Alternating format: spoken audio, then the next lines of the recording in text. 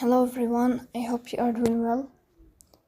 Today we will talk about how to fix or how to solve the problem of took too much space on Netflix. We click on settings. Here we go to apps, default apps, app settings. In this list, you will search for Netflix app. Then we click on first stop and we click OK. Here we click on storage. Then we click on clear cache.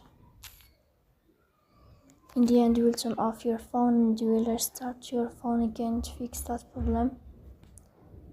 So please don't forget to support us by like and subscribe.